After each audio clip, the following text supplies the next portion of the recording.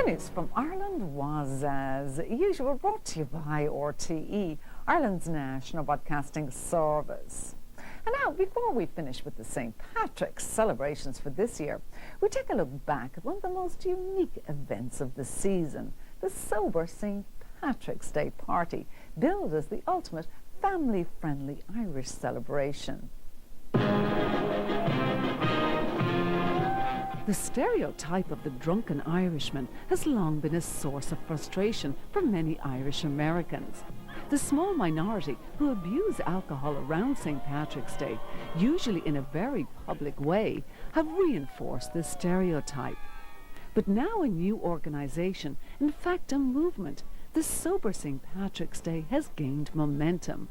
It offers an alternative to people who want to celebrate their Irish heritage in an alcohol-free environment, and was founded 3 years ago by the award-winning TV producer Bill Reilly. Precisely because there's that stereotype is one of the reasons I started this, because the reality is a lot of people getting drunk on St. Patrick's Day aren't even Irish. Secondly, it's an unfair stereotype. And thirdly, you know, the bottom line is that companies have started to make a lot of money off of this, and that's what really drives me crazy. These despicable T-shirts about, like the one I just mentioned, about St. Patrick's Day today, hungover tomorrow. I wish I were drunk. I mean, there's just terrible stuff that's out there. And we, I think, as Irish and Irish Americans, need to stand up and say no more of that. And quite frankly, I think we're partially to blame for putting up with it for so long.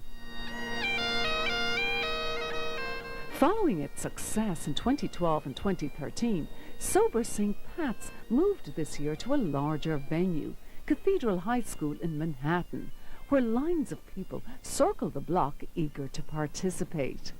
Inside, a huge crowd of all ages were offered great Irish entertainment, dancing, snacks and soft drinks, all for a small donation. Probably the best deal in town. There are three audiences for this. First and foremost, this is for families and kids. That's primal, because we want a new generation to have a whole different opinion and perception about what St. Patrick's Day is. The second audience is people like you and me who are just sick and tired of the day being hijacked by drunkenness. And then lastly, it's for people in recovery and their families, recovery from alcohol and drug addiction, because a lot of them have stopped celebrating because it can trigger them, and who needs that? Really, the only people this party is not for is anybody who's specifically planning to get wasted.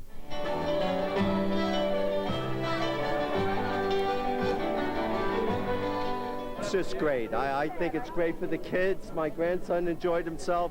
It's his first St. Patrick's Day, and he just had a wonderful time, and it's keeping the tradition alive. I am 48 days sober, and this is the first St. Patrick's Day I can remember where I'm not drinking and out causing trouble. So it's a lot of fun. I brought my family down to Sober St. Patrick's Day to get a bit of culture, hear some music, see some dancing, meet great people, and just overall enjoy being Irish for today. And now you're having a good time. We're having a fantastic time. The kids are having a blast. They're watching the dancers, they're coloring, they're eating, they're playing, they're having a grand time. An indication of its success, the event this year attracted many celebrities and political and community leaders, including Miss USA, Erin Brady. All enthusiastically endorsed the alternative celebration. I'm a child of both alcoholics in my family, so being invited to an event like this is very special, not only because I'm from an Irish heritage, but because it's really important to realize the importance of being able to celebrate a holiday without the influence of drugs or alcohol, and how much fun you can have and how much camaraderie there still is without drinking. Well, I think it's important because I think, unfortunately, St. Patrick's Day has taken on a connotation that's not admirable in terms of the Irish, that it's all about drinking. And there's so much more to the Irish culture. You know, it gives people with young children another option, another way to celebrate their history and their culture, and I think that can be difficult, especially in New York City, so it's nice to have a place where they can feel safe to bring their children and still enjoy all the best parts of the day. In general, being Irish is about tradition, culture, heritage, pride, and you get all that from your family, and today was a really great day in New York with the family. Of all the comrades that I had, they're sorry now for my going away. The evening offered a wide variety of entertainment, including direct from Ireland, the renowned UCD choral group and the famous Tulla Pipe Band.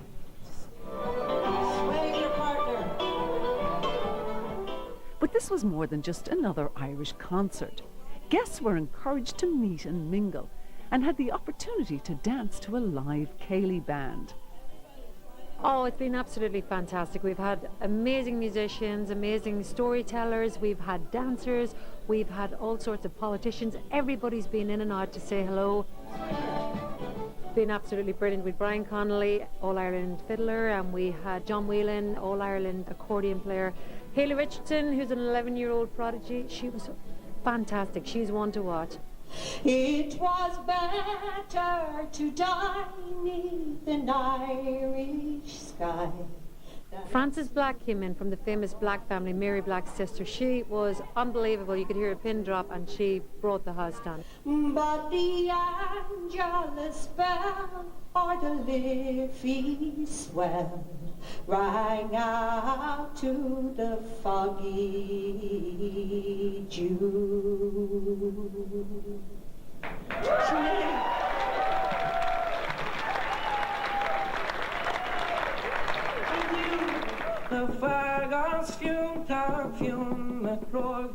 We also had the UCD, University College of Dublin choir in, and they blew me away. It was haunting and it was gorgeous.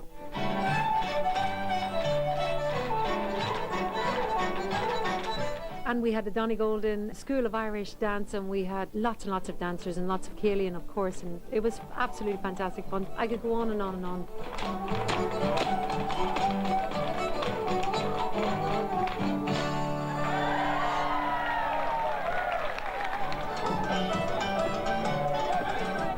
Since its inception in New York 3 years ago, Sober St. Patrick's Day has expanded to Cleveland, Ohio, Richmond, Virginia, Casper, Wyoming, and Belfast in Northern Ireland.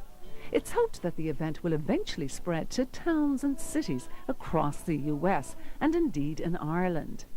We're in 5 cities, and this is only our 3rd year, and we just found out 3 weeks ago that Philadelphia is going to come on board for 2015.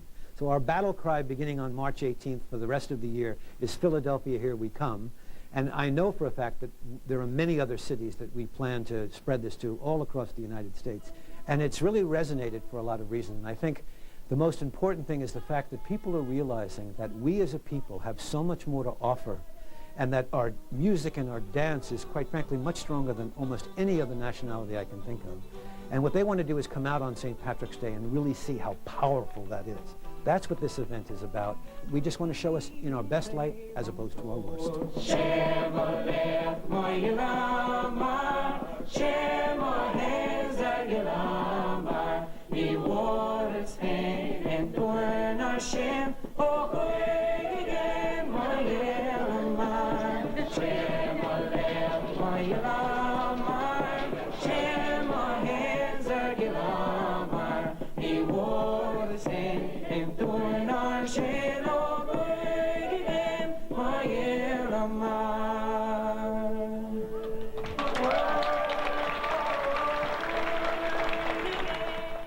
Sober St. Patrick's Day party there. And keep an eye out next year as the event spreads to other cities across the US.